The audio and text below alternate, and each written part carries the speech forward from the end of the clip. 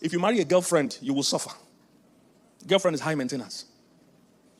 If you marry a boyfriend, you will be lonely. There's only one thing worse than being single and lonely. It is being married and lonely. That's the only thing worse than being single and lonely. Being married and lonely.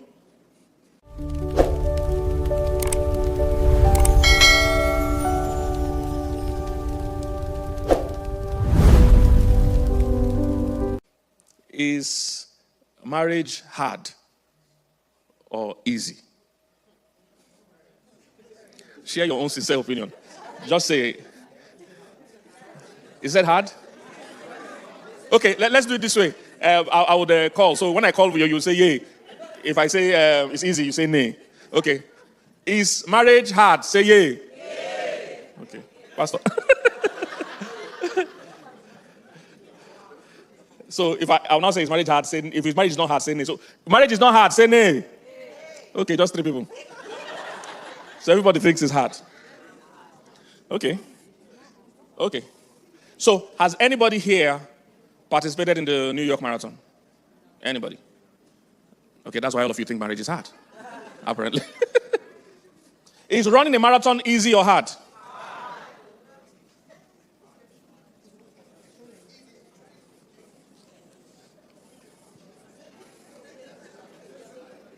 Think about it. You have a different answer? Yeah? It's easy if you train for it. Come on, let's put our hands together for him. What's your name again? I know you stood up as a new cop. What's your name? Aaron. That's the correct answer. Is...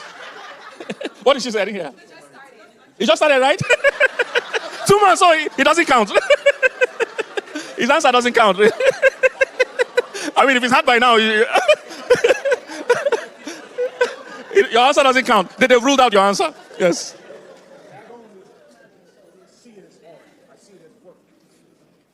Okay. Anything that you work at is work. Wow. Okay. In a marathon, you run. That's work. So he said he doesn't see it as hard. He sees it as work. And anything you work on is worth it. No, that's a good one. That's a good one. Let's put our hands together for him. Before we clap for how long have you married? Because they can rule out your answer. How long? It's complicated. Because they ruled out his answer because he was married for only 2 months. We were 27 years we were married. Oh. We have been best friends ever since that 27 year. And I'm here and she's here, I guess, because we want to see what the Lord has for us in our heart.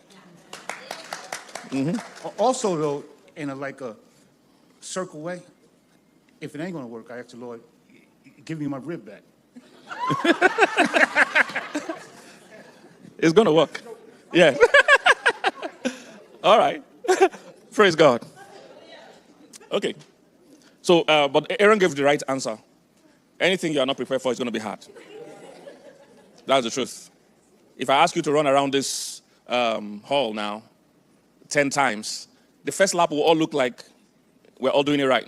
By the 5th lap, some people are going to be, you will go ahead, I'll catch you. By the 7th lap, some people are going to be carried on their shoulders. By the 10th lap, some people are never going to make it. What's the difference between those that made it look easy and those that got tired by the 1st or 2nd lap? What's the difference? Huh? Training, fitness, endurance. So every time people try to make marriage look like marriage is responsible for itself, say the marriage did not work out. No, you did not work it out. It's like saying the marathon did not work out. The race did not work. No, nothing wrong with the race. People are breaking records all the time. Is somebody catching what I'm saying? So, is marriage hard? The answer is it depends on your level of fitness. The simplest task can be hard to the person that is not prepared or that is not fit. Simplest task. Is somebody getting what I'm saying? I've shared this story, common story here when I did long distance race, did not prepare. I was a bad guy in high school.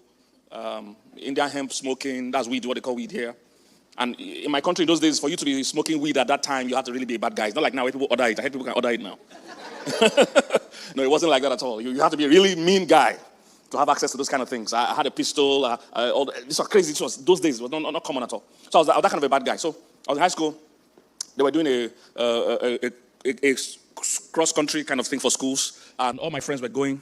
All the bad guys in the school were going for something or the other. I was the only bad guy that was going to be left on the school. It was a boarding school. So I was like, how will I be the only bad guy not going for this thing? And they were all talking about how they meet girls from the other schools. I was like, no, I can't be left in this. So I said, I'm going to look for what I can participate in. So the soccer team, they had picked their team. The volleyball team, they had picked their team. Everybody had their, because these people have been practicing. These people were the team. So it's not the day they announced this tournament that these guys joined the team. These guys were the team for years and years. But I just wanted to go this one because of all the nice things of hand. I was not part of the team. So I began to check what could I join. Soccer team was gone, volleyball team was gone, tennis team was gone. Everything was taken. There was only one sport. Or at least I assumed there was a sport. In long distance, 1,500 meters. So that was like long distance for us. 1,500 meters. There were 3 guys that were also the team. These were the guys that represented the school every time. 3 guys. But I said I can beat one of them. Why did I want to go for that race? Not because I was interested in the race, but because I wanted to go and join my friends going to have fun. Why do you want to get married? One of my first books is going to be outside, 25 wrong reasons people enter relationships. You see, these are the things that differentiates one marriage from the other. We can all dance on the altar, we can all wear the nice gown, but why are you getting married? Because 3 people can get married for 3 different reasons. And as time goes on, you can discern who is there for the long haul and who is there for the wedding. And the wedding gets over really quick. The wedding is not the marriage. The wedding is a few hours. The marriage is for life. The wedding is for other people. The marriage is for both of you. The wedding is a ceremony. The marriage is a covenant. So you can get married without a wedding. But some people wanted a wedding, but they have to inherit a marriage. Because you can't have a wedding without a marriage. When you have the wedding, they say, okay, you're not married. You say, no, I didn't want the marriage. I just wanted to take pictures. I don't know if somebody's getting what I'm saying. So I had already lost from my reason for participating. There was no way I was going to make it. Some people, the vision they have for marriage can't last more than 5 years. Some can't last more than 5 hours. It's a wedding. That was the high point. Listen, for those that are single, don't ever join those that say your wedding day is the best day of your life. May it never be the best day of your life. It can be the beginning of the best days. Is somebody getting what I'm saying? Why would your wedding be? You know how long you're going to stay married? If you're 27 years in marriage, your best day of your life is 27 years ago. It should get ever brighter. Are you catching what I'm saying? It should get ever brighter every year. It should be so sweet. Sweeter than the other year. Is somebody catching what I'm saying? So I joined that race because I wanted to go have fun. So I joined these guys. These guys wake up early in the morning. Again, preparation. They wake up like 5 a.m. You know, it was a boarding school. So they wake up 5 a.m., go to the field.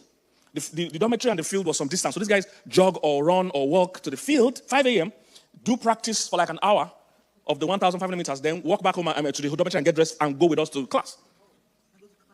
I was not even going to class. So, yes, like I told you, I was a really, really bad guy. So I wake up maybe around 10 o'clock. Yes, because we're hanging out all night the night before. Wake up like 10 o'clock. Everybody, all the reasonable students have gone to class. So when we wake up at 10 o'clock, first thing we do is that we light cigarettes and smoke and gist about how last night was. So that was when I now broke the news to my useless friends. That the only way I'm going to make this tournament is to join 1,500 meters guys and win one of them and take the spot. And they were like, yeah, you can do it. I found out you can't successfully fail without useless friends. You need a company of useless people around you to fail. They have to contribute to your foolishness. They all say, yeah, you can do it. So I said, okay, how are we going to achieve it? It's 1,500 meters. So these guys joined me. We measured the dormitory. It was very short. We measured the dormitory that if you run from wall to wall, we'll just count it how many times it will amount to 1,500 meters. Useless friends. And how did we count the 1,500 meters? They were using their leg. Wall to wall to know how many times I need to touch the wall. When the guys I was competing with wake up 5 a.m. and go to the field and actually run on the track that we're going to compete on. I was in dormitory after smoking with my useless friends. Then I run wall to wall, touch this wall, touch that one. And the useless friends are counting. The 1, 2, yes, you're getting there. Useless. Is marriage hard or not? Depends on how prepared you are. Got to the D-Day. 4 of us, only 3 has to go. These guys were the team. Nobody competes with these guys. Long distance, you don't stumble into long distance race. You need to know who you are, what you are before you come there. You don't not something you stumble into.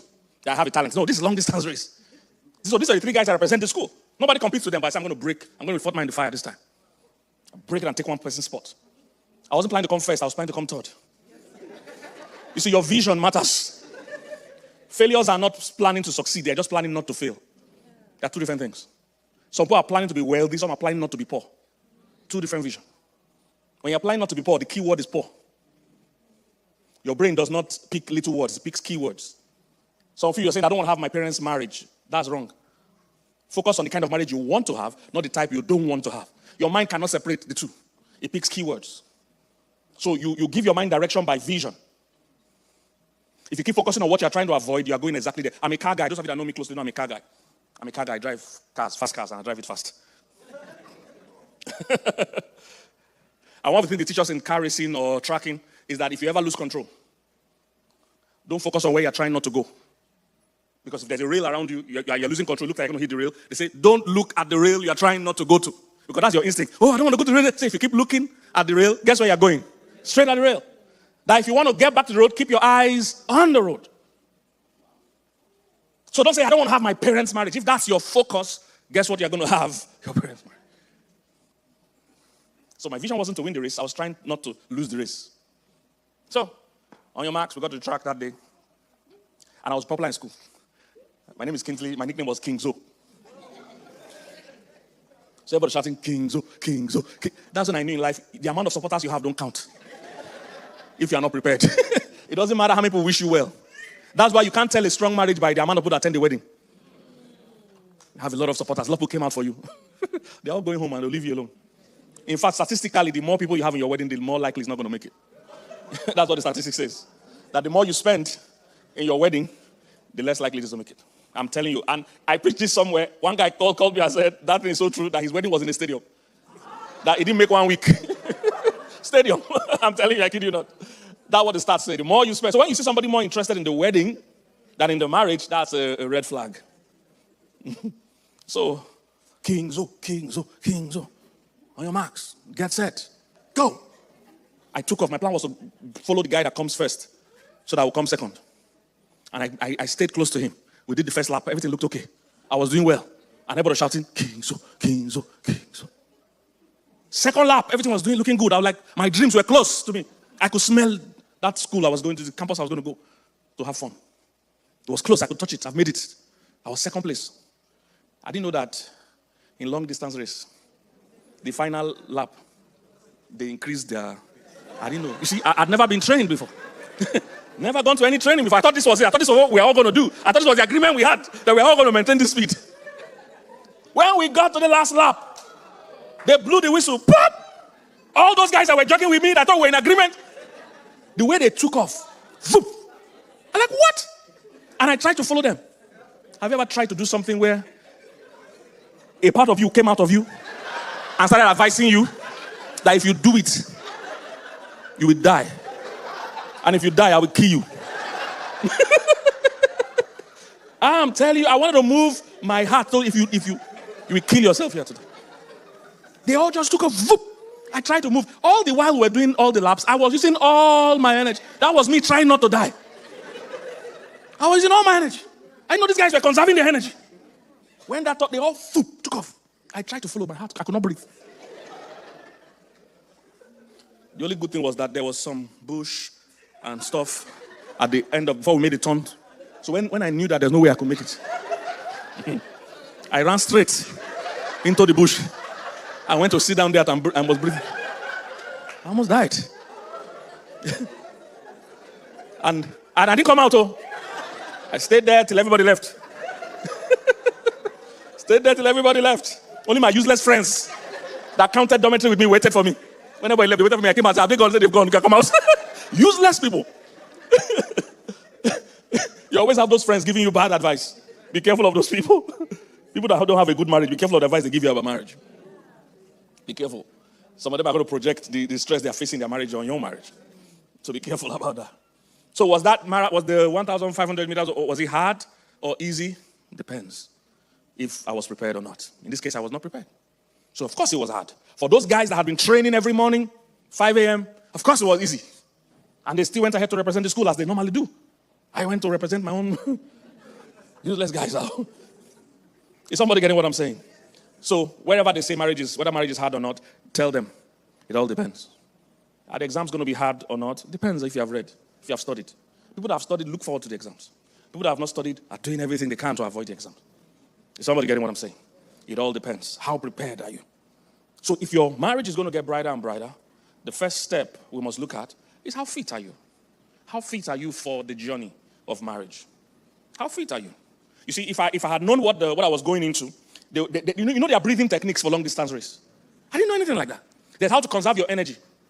There are many things about that race, but for me, it was just a race. That's how people look at marriage.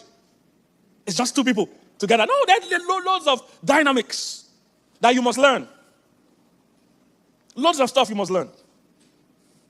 So how prepared are you? That's number one. Number two, if your marriage is going to go brighter and brighter, second thing to know is how intentional are you? How intentional are you? If you ask me one of our own greatest secrets of marriage, I would say intentionality. That means we decided from the onset the kind of marriage we wanted to build. It looks simple, but trust me, it makes a world of difference. We decided from the scratch the kind of marriage we wanted. So you have to decide. Don't just get, and that's the thing going on in the world. People are taking movies and music seriously. You need to understand it's just entertainment. They're not trying to teach you any values. At least most of them. So they're painting an idea of love as a romantic thing. So everybody wants to equate how much they're in love with how they feel. Love is not a feeling. Love is not a feeling. So that is what's causing problem. I'm going to get there when I talk about knowledge. So you must be intentional. What kind of marriage do you want to build? Don't just get married for getting married sake. Oh man, that's the most boring and tiring. And I mean, that's the most boring and tiring thing you can do, just to get married for getting married. Always have a higher purpose. Why both of you are coming together. Have a goal, have a dream. There's something about a goal and a dream. There's something about purpose and agreement that makes your marriage solid. Have that agreement. What kind of marriage do you want to have? When we were getting married, we have a video on YouTube where we talked about like 10 of the agreements we had before we got married. There were agreements we had. I encourage all young people that are getting married to have that. Even if you're already married, you can watch that and learn. We had some basic agreements. We will not use abusive language. We've been married for 20 years plus now. Never use you fool, bastard, idiot, bloodful. There are things people use on their spouse, that just sound weird to us. We decided from the onset, we agreed the kind of marriage we wanted. We wanted to build a marriage that will be a solid partnership. Do you know, I'm always shocked, Pastor, that there are couples that get married and don't do their finances together. For me, it's always a big shock. And I'm always asking, who taught you marriage? That means somewhere in your mind. So what did you join? Because marriage is people joining together, right? You guys are right? So what did you join? It's weird to me. I see two people married and this person doesn't know what's happening with this person's finances. This person don't know, they're just... So what did you join? So who taught you marriage then? Oh, Pastor, women of nowadays, you can't trust them with money. Or the men nowadays, you can't trust them with money. But you want to trust them with your life? The same person you can't trust with money, you're going to trust them with your life? You see, the world has confused you about your sense of value. Money is now more valuable to you than your life. So you can spend the night, you can sleep, and on the same bed with this person you don't trust, your money is in a safe, but your life is in danger. You need to go and recheck. If you don't even like your life, but you can trust your kids with this person. So your money is in a safe, your kids are with the person you don't trust. Kill the kids if you like, but my money, you will never touch it. That's what you're saying. You're saying, look, have the kids if you like, take them if you like, but this is my money. You can never touch it. That's what you're saying. If you can't trust them with your money, please don't trust them with your life. And don't trust them with your kids. Is somebody catching what I'm saying? How intentional are you? Because the moment you become intentional, it determines the kind of person you can marry or can never marry. Because some people are good as girlfriends, they're not good as wives. I have a popular message titled, Your Girlfriend is Not Your Wife. Oh, I'm telling you, some people are good as boyfriends. Because the role of a boyfriend and the role of a husband are different.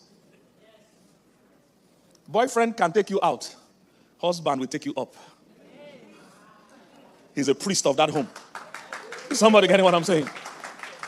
He's a priest of that home. Is he in touch with the Father?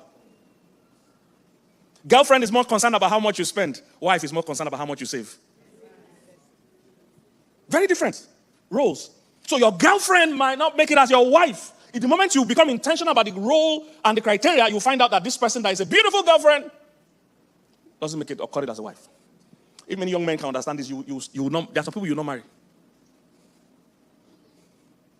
So beauty fades, charm is deceitful. It's about the woman that fears the Lord. You see, criteria is different. The woman that fears the Lord. Different criteria. Is somebody getting what I'm saying? Oh, but most young men will first marry the first fine girl they see. Because a husband is a cultivator. A husband is a builder. A husband from day one is marrying you the way you are, but he has a vision of how you are going to be. He understands that he's partnering with God to build you to become. But you see, a boyfriend doesn't mind you being dependent. Boyfriend never brings clarity. Always brings confusion. You always have to keep asking boyfriend, what are we? No intentionality. Let me move to the third one. So, is marriage easy or hard? It depends on how prepared you are. It depends on how intentional you are on the design of marriage you are going to build. Are you building a partnership from day one? We've never had separate accounts. Never done it from the day one we married. We've always had a joint account. Now, if you work in different places or she has to earn money from different places, we still have what is called joint accountability. We always plan our money together as one purse, regardless of who earns what. Maybe tomorrow when we have time, we might go into that. That's a plague I see today in the body of Christ. Please remember that we are in this world. We are not of this world. Don't confuse the fact that you live in America to mean you must have an American marriage. You are a kingdom citizen. Are you here, somebody? So that's one plague I see going on. Most women today have not been told what it means to be a wife, so they behave like a knife. Most women psychologically, and there are studies to prove this. In fact, that's why they have studies that show that when women earn more, the marriage is in danger. If you ask the average man that is responsible why he's working, he understands that he's working to take care of his family. They found out that when they ask women the same question, they're not seeing it that way at all. They're working to take care of themselves. Again, there are studies to prove it, so it's not my opinion. And they found out that relationships or marriages where women earn more are very endangered. Because most women are wired to believe that they are receivers. That, people must do for me. He must do for me. He must take me out. He must pay for this. He must pay for that. So the moment she starts to earn more and feels this guy can't do anything major for me, resentment begins to build. So what's this guy doing for me? What's he adding to me? As a lady, you must understand that in the kingdom, your number one role is as a helper. The same Hebrew word that they used to describe God as the helper. Are you here, somebody? So if you ever, for any reason, marry a man that needs help, you can't help with an attitude. You can't help and feel like you are suffering. No, this is what you are created to do. And the good thing is that you get to choose who you help. But don't feel used. And I know they are really responsible men, so don't get me wrong, understand what I'm saying. But I'm trying to speak to the culture I see. That once women feel they are doing better, they feel they have to punish the man. In fact, men tell me all the time, when I try to encourage men to get married, they say, we can never marry women that are more than us. That she'll be rude. You can't advise her. She'll have an attitude. And that is happening because women are not being properly trained to understand that in a kingdom marriage, it doesn't matter who earns what. There is a kingdom structure for marriage. None of us created it. Is somebody getting what I'm saying? So, how intentional is your marriage? By design. I've never had to quote a scripture to my wife that I'm the head of the home. Never had to do it. Because we're both getting married. We're both Christians. We understand what the kingdom marriage is. It has nothing to do with. If your husband has to always, if you guys have to, some women say, I only submit when I agree. You see, that's not submission. Say, if I don't agree, then I don't submit. It has to make sense to me before I submit. No, it doesn't work that way. I understand some men can be domineering and all that. So that's why you get to choose. Like my wife always says, submission starts from selection. You pick the kind of leader you want. And then you trust God in that leader. Is somebody getting what I'm saying? If you do marriage the natural way, then of course it's hard. If you do marriage God's way, it's not bad at all. The system protects itself. Is somebody getting what I'm saying? The system protects itself. God never intended for a woman to have a head that did not have a head. Well, I don't know if you get what I'm saying. God expected that as a woman, you pick a man that as your head or the head of this home that also has a head over his life. Is somebody getting what I'm saying? So how intentional is that home? How are you guys building that home? Is it built based on culture or is it built based on scripture? Is it built based on feelings or built on the precepts of God? Number 3. So we've said, number 1, it depends on how fit or prepared you are. Number 2, it depends on what? Intentional you are. Number 3, it depends on how knowledgeable you are. How knowledgeable you are. There's anatomy of relationship. For those that are doctors and co, one of the things you must learn is the anatomy of the human body. You must understand where everything is, why it's there, and what connects what to what. Before you start learning how to touch it, you must know where they are. Is somebody getting what I'm saying? You must know where they are and what they do. Is somebody catching what I'm saying? That is how love and marriage is. You must understand the dynamics, or else you'll be taken by surprise. How many people are still single here? Can I see your hand? You're single. Just let me see your hand. Let me see your hand. All right, thank you. Those of you that are single, please listen very carefully. Those that are married already know what I'm going to say, or at least they've experienced it. Those of you that are single, listen very carefully. When you are picking someone to marry, you must understand the laws of attraction. You must understand the laws of attraction. This is very important. For many young people, they relegate or limit attraction to physical. There are different kinds of attraction. Not just physical. If you make the mistake, and physical is the easiest one because you can be in a church like this and see someone from afar. And so I like that person. Or worse, I love that person that you have not met. You see, when you understand the anatomy, it will even make the process of picking easier and faster. There are many, I was talking to a guy, he's 50, he's my close friend. He's going to 51 or 52 by now. He's still single, never married. And I said, yeah, good. And he's a man of God. I'm telling you, these things might look funny, but trust me, you must understand the anatomy of marriage. This thing I'm about to share with you now is why even some married people are regretting their experience in marriage. This thing I'm about to share with you now. I need 3 of those single guys. If you're single, 3 people that are single, please, I need you. Don't be, yes, please come. I need 2 more people. It can be guys or ladies, doesn't matter. So I need a guy now. Please come on the stage if you don't mind. I need a guy now. I want the person to, where is the person? I want them to, yeah, I can see them, but I need them to want to. Thank you. Yes, join. You guys are friends, so go and encourage your friend. So, guys, see what happens to single people. See why they stay single up. The 3 of you move back a bit. You come forward. 3 of you move back a bit and give yourself some space. Don't go backwards. Okay, just give yourself some beautiful. So what's your name? Toby. So there's a single guy looking for a wife, and all he knows about attraction, and this is how you are biologically wired. If you're going to succeed in life, you must go over and above your biology. You must work with knowledge, not just instinct. Did somebody catch what I said? You must work with what? Knowledge and not instincts. It's the same thing with almost any field. If you're in real estate, for instance, you don't just pick a building by the paint. You just pass and say, oh, I like the way they paint this place. I want to buy. Is that how you do it? No. The paint is nice, but there are a whole lot of other things to check. And if in a normal sense, you will get an inspector to go and the plumbing might be bad, but the paint is good. And you pay for the house and move in and find out you can't go to the toilet. You can't use the bathroom. You can't have a bath. And if you don't go to the bathroom to do either number 1 or number 2, after a while, you will start smelling, right?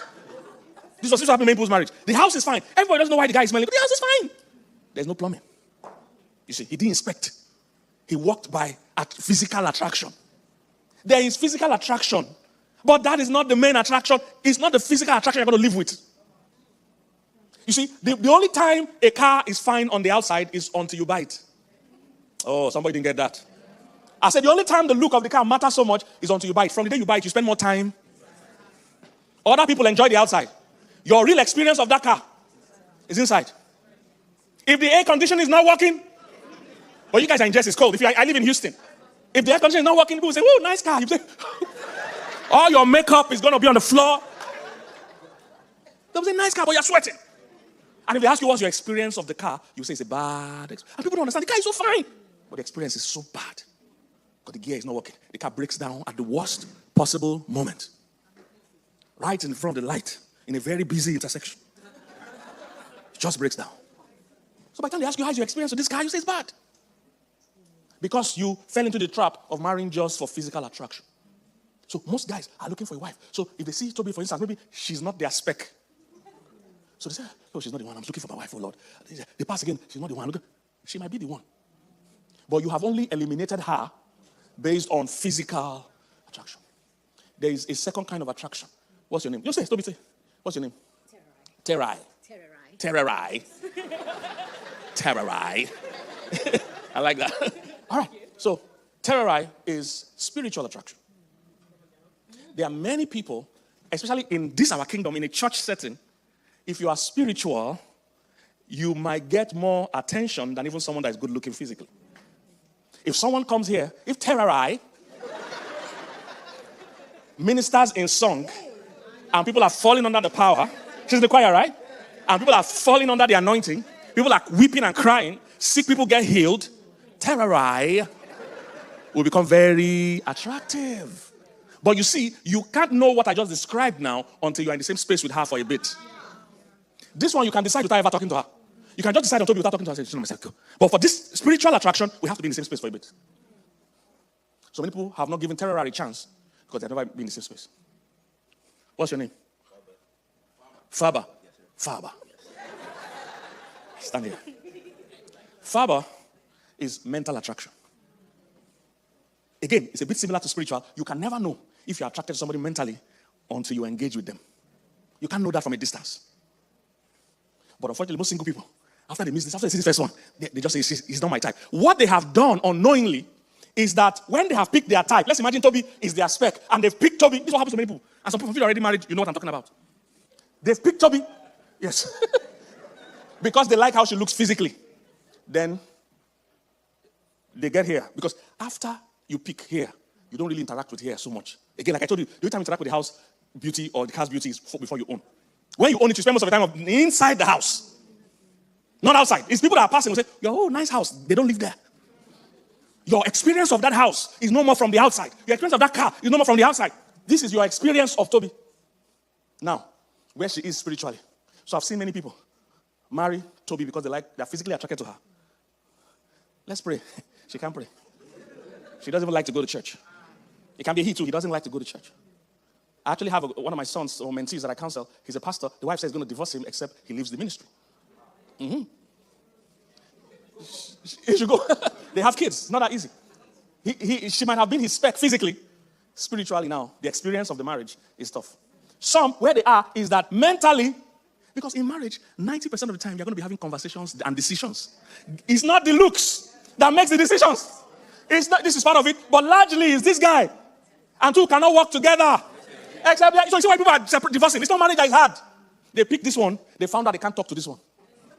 I want to go this way. Papa will say, no, that's the way. Can we sit down? Say, no, let's stand. Can we stand? Say, no, let's sit. This was going on in many people's marriages. No mental attraction. Mental attraction is a thing. For you single people, please understand. You can't make your decision here. If you're making your decision here, you're going to miss a lot of great people. And unfortunately, this one, her shape can change. I know she's looking slim and fine. When she has 3 kids or 2 sets of twins, she might not look like this. This one can change. In fact, biblically, he said, though the outward man perish. So our outward man is constantly perishing. He said, the inward man is renewed day by day. Are you seeing how many marriages where people are tired in their marriages?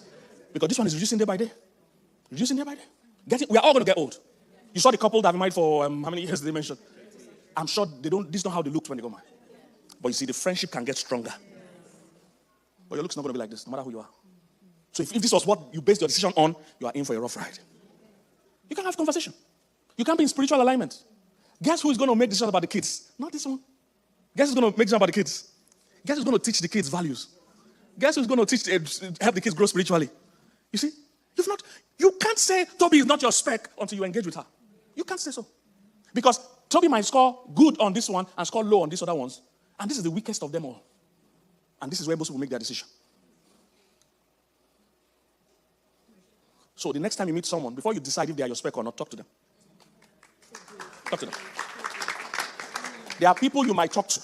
And this is what the science also says. That when you spend time with people and they have this going, a lot of times, this starts to look better than you saw it. That's what the science says. Once this starts working, you find out, Faber, man, I like your fashion sense, man. I like how you are thinking, man. I like how we vibe together, how we agree, how we did that, you know what I was thinking, you got it. After a while, you will enjoy this one so much. You won't even notice that you didn't like this originally. You will start to now find this attractive. This is the weakest of them all. And it's perishing day by day. But this one is being renewed every day. Is somebody getting what I'm saying? Yes, sir. In fact, the Bible said beauty fades. Charm is deceitful. He said, but a woman that fears the Lord, she's loyal. You know that people that have to monitor their spouse's phone, monitor their cars, food trackers, they've married this one. Toby, sorry. I know you are great inside as well. But all of them are you, really. But this is the part of you that is going to be loyal in the marriage. This is the part of you you can trust. This is the part of you, person you can depend on. When you see people have financial issues in marriage, the guy is a gambler, he's a drug dealer, he's a drug addict or something. He can't keep money. This is the guy. The person you're going to live with is this one. Not this one. So I was helping Pastor. You'll be amazed how many 50-year-olds I know that are still single. I didn't even know I had that much 50-year-olds. And if in my own small circle I have that number, and I'm wondering how many other numbers of 50-year-olds exist. And you see, the challenge with this so many men being single is that every time we have 20, 30 men single, there's a shortage on the women's side. There are women praying fervently because these guys are the husbands. And they're single. So if a man is single, automatically, he has created a single woman. Automatically. And the statistics and the science show that one of the best things a man is a builder, he must build something. And one of the most rewarding things a man can build is a family. Any other thing you build is building a temporary. And they found out again, if the man doesn't get involved in building a family, he has a high chance of joining gangs, getting into destructive habits, because he has nothing to live for. Why shouldn't he go to jail? Nobody's going to miss him this night. So he can do things that'll take him to jail. When he has something to live for, it upgrades the man's mental attitude. That's why the Bible said it's not good for man to be alone. It's not a suggestion. It's a fact. God wasn't giving advice. He was stating fact. The moment as a man you are alone, you're operating way below your real potential. A woman will step up your life. Any day, anytime. Just having a woman to take care of makes you a better man. Most men never improve their communication skills until they marry. They think they know how to communicate until they marry. Most men never improve their listening skills. Those of you that are married, you find out the first thing you learn about your husband is that he doesn't use his ear for listening. Women are always shocked. Men use their ear for balance when they are walking. They don't use it for listening. Because most decisions men make come from within. They're not listening. So you have to marry for some years before they tell them, oh, this is for listening. He doesn't listen. So there are a lot of skills he will never know or learn or improve until he gets married. He will never be his best self. He will never learn how to balance life, how to juggle things. Is somebody getting what I'm saying? It's not good for him to be alone. So Pastor was saying, I didn't know how many 50-year-olds I had. Many. I have a lot. My classmates, my friends, things like that. 50 plus. So there was one, I was trying to help find a wife because that's part of the thing I'm majoring on now. I'm telling you, as I'm traveling around, I'm no longer just teaching. I'm helping people marry now. Because some guys are never going to be able to look beyond the physical to see all the good that a woman has. He needs an experienced eye to tell him this is a good deal. If you're into real estate, when you first start, you need a coach to tell you, oh, this is what to look for in a good deal. That some deals look good, but it's a horrible deal. But this deal, if the house is not looking good, it gives you a chance to flip it. You can make it, you can do it up and your equity will increase in the house. But for you, the novice, just say an ugly house, the house is ugly. Say, that's the good deal. The house already done up is not a good deal. Somebody has taken the profit already from the house. You're buying at the wrong price. I don't know if you're getting what I'm saying. Somebody has done it up. They've added value to it and they've added money to it. And that's how people married in Bible times. That's how people married in the ancient times. In Bible times, that's how they found a wife for Isaac. An experienced servant was commissioned to go and look for a wife for Isaac. And the guy knew the qualities to look for. He said, the first fine girl that has figure 8, that has shape, that has vital statistics, that's the girl I'm going to pick, that has long hair, that has nice nails. He's an experienced old man. Do you know what he said? He said, I will go to the well. Any woman at the well is domestically equipped. She's a homely woman. He knew where to find a good woman. Not in a club. Not in a bar. Say, but the well. The woman that is homely. He said, and when I meet that woman at the well, I'll ask her to give me water. Then I'll see if she gives me water and gives my 10 camels water. That means she's kind and generous. Hardworking. Because this is a well, not a tap. It's well. And these ancient wells, they were very deep. And you had 10 camels. An old man that was not an eligible bachelor. Because some ladies are only kind to eligible bachelor. The guy they liked, they were laughing. This guy was an old servant, so he wasn't eligible. But that woman was kind, whether or not this was eligible guy, bachelor. 10 camels. So he was using the right criteria. If he was a young boy, he said the first shape. When I see her shape, that's my wife. No, that's not your wife. An experienced eye. I don't know if I shared the story here, how my mom met my dad. Same way. My mom was in a young people's fellowship, singles fellowship, youth fellowship rather. There was an elder that was in charge of them, a married man. And one day, there was no mobile phones then, so she just appeared in her house with my dad. He just appeared in my mom's house with my dad. I say, my mom's name is Rosa. I say, Rosa, this is Roland from Lagos. He wants to marry you. Not he wants to meet you. He wants to marry you. So I asked my mom, so what did you say? My mom said, well, he looked at him. I said, okay. And in 1 or 2 months or less, they were married. This is why they didn't have a lot of singleness in those days. Because people brokered the deal. Older people that were more experienced. You see, because that guy was in charge of the single fellowship, he knew the ladies in the church that were good to marry. He knew the ones to avoid. Now, if that whole yes, your pastor knows, oh, he's just going to be nice, he's going to be kind, he has to be pastoral. But I can tell you for free, he knows.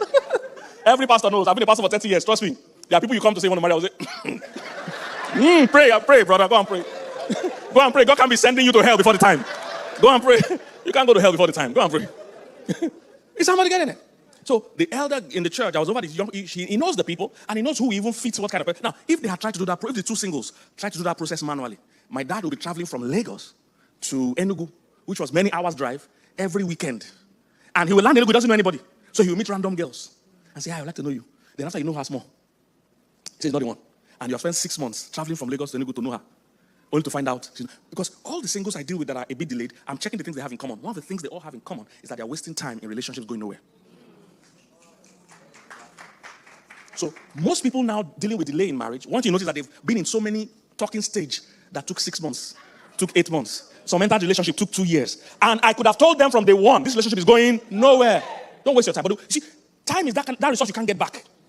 So 2 years in talking stage or 2 years in relationship to check each other out, by the time you come back, you are older than when you started. So your circle and fraction of eligible people have reduced. So you don't play with your time. This was the mechanics they had those days that made things easy for them. I shot an interview with an Indian couple. You know, Indians still have the highest success rate in marriage. And because they believe in arranged marriage. In fact, they laugh at you if you have romantic marriage. It's a thing of mockery. That you fell in love. They will laugh at you. They know you're wasting your time. They know the real deal is the arranged marriage. That's a solid one. Because that experienced person has done all the things that a novice will never know to do. He has checked the family background. He has checked how they think. He has checked compatibility issues. Because sometimes you are physically, attracted to somebody, but you are not compatible with them spiritually and mentally. And two can work together instead of be agreed. He said you cannot be unequally yoked with an unbeliever. But you can be attracted to an unbeliever. I hope you know. You can see an unbeliever and find them attractive. But you can't be yoked with them to be an unequal yoke. So a mature person will go through all those processes for you. It's going to be difficult. And when you're entering with the fact that, look, whoever this person is, I'm going to like them. That's the last thing, but because of my time, I'm going to end there. The marriages that succeed because of decision, not because of emotion. Decision, that I'm going to make it work. So all those guys that do arrange marriage, one of the secrets why it works is that from day one, they know I don't know this person. I've never met them. Whatever I'm going to meet there, I will deal with it. They are mentally prepared. Is somebody getting what I'm saying? They are mentally prepared to face challenges. But when you're not mentally prepared, the slightest discomfort, I'm done. I'm leaving. It's over. And I'm yet to see any marriage that really failed because it had to fail. Most of them, there was somebody unwilling to put in the work or to adjust. Have you been blessed so far? Can we put our hands together for them? Thank you. Come and sit down. Thank you. I had more to talk about this for, but no time because of time. I had more to talk about them because of time. I had to end it. Let me end with this part of the story. The fourth one is commitment. I didn't have time to go into that. Oh, the fourth guy. What's your name? Jordan. Jordan, come back. Because I spoke about everybody, I didn't speak about you.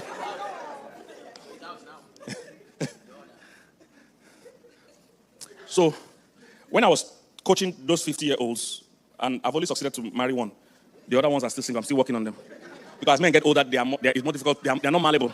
So sometimes I'm in hot debates trying to help them even understand. You know. So the one that just got married a few weeks ago, he was 49 going to 50. I started working with him. And what I do when I start working with people that are single for long, I throw them into the wild to see how they behave. You see, it's like yes. It's like, you see, when you're in a controlled environment, we don't really know. I don't know how you are dating. From your pastor friends that were in church, we're here in church. You're polite. Good morning, sir. How was the day? Fine. I can't detect what the problem is from that. I have to throw you in the wild and see how you are relating with other species. That's how I know why you are not mating. That's how I know. So, when I meet this people, I say, okay, you know what, I'm going to throw you in the wild. I look for a girl that are looking for a husband, look for a guy that looking for a wife. I say, hey, both of you, talk. Give your number. Just talk. I didn't say you're married. Just talk. I want to see how both of you relate in the wild. I will pinpoint where your delays are coming from and where yours are coming from. And the particular couple, I just say, introduce them. After I introduced them, they spoke 1 day or 2 days. They both reached me privately. The guy is 49 going to 50. He said, that girl is 37. I said, yes. He said, she's too old. Real story. Guess what? The girl also reached me privately. He said, he's 49. I said, yes. He said, he's too old. I said, that's why two of you are not married. You see, because sometimes you need other people to give you perspective of reality. The age you get to as a woman as well, men see you as too old. Yes, you might be blessed to find somebody, but most men will see you like that. So those men that are 50, if you ask them the age range they're looking for 28 and 29. I'm telling you. And what they don't realize is that those girls that are 28, you are not their prayer point. You are not the image they have when they are praying. A 50-year-old man, except you're a billionaire. If you're not a billionaire, that's not what they're looking at as well. You know, the Bible says we should not have graven image. Most single ladies have graven image of the kind of man they want to marry. They have an image in their mind. So I had to school both of them. I said, no, that in the world of women, at 37, you're also equivalent to almost 50. That's how most men say it. And I had to let the man know, you are not a catch as well. At 50. If you're 50, you're not a millionaire or a billionaire. You are not the dream that most ladies also have. So those two didn't go anywhere. So I pinpointed a few of where their mindset was coming from. So the girl got so angry, she kind of stopped talking to me. Yeah. That's how I see. But you see, I'm doing my own experiment. So I left her. But the guy also, I tried to work with him a bit. But after this first encounter, somebody introduced him to somebody else. And he was so excited about that one. The guy lived in another country. He had gone to get visa for the country. He just found out that the girl was not responding. He was putting, and this took 8 months. You see, this is what time wasted. 8 months. Somebody that's 49 in a hurry. He wasted 8 months. You see what I'm saying? So after he was complaining that, he kept calling me that this thing is not going anywhere. I said, send me that girl's Instagram handle. He sent me the girl's Instagram handle. I looked at the handle. I said, the girl was still dancing on Instagram and playing. I said, she's not your mate. You are the one in a hurry to get married. She's 33 or something. She's not thinking about settling with a 50-year-old man right now. So you see, I could have saved him 6 or 7 months if he had sent me that picture and if he had yielded to the program. I would have thought, don't even waste your time. This 33-year-old not going to marry 50-year-old. She has time on her hands to look for better offers. She's not going to waste her time with 50. So that's 7 months wasted. He now came back. So I now told him, the reason why you're not finding a spouse is that you are deciding before you engage. You look at people's picture and you decide they are not for you. Say, no, you engage before you decide. Don't decide before you engage. Don't look at somebody and say they are not for you. No, you must engage. You must talk to them before you know if they are not for you for real. So, but he didn't get it. He was still arguing. So I left him. I even stopped talking to him for a while. So after some months, the Holy Ghost worked on him or whatever. He was now pressing me. When I saw that he was getting serious, and I said, now you are at the stage where I want. I went to a church to minister. As I came into the church, sorry, I'll soon round up. I'll just end with this story. As I came to church to minister, there was a lady ministering in worship. The Holy Ghost just told me, you will help this lady find a husband. I said, I don't even know if she's single. So during the message, as I was preaching, I was looking, my heart was troubling. How am I even sure she's single? So I used an excuse to say, oh, where are those who are single? I said, are you single? So she confirmed she was single. Yes. There are many things pastors do that you don't know. Yes. So I just confirmed that, hey, she was single. So, I was right what I was hearing in my spirit. So after the service, I got to meet her. The pastor introduced us, got her number, everything. I said, no problem. So remember, this guy was troubling me, so I introduced them. She too was in that 37, 38 range. Again, back to the same spot. He now was closer to 50 than when he started. I introduced them in November by phone. December, they met physically. January, they were married. Yes. Of course, that was too fast.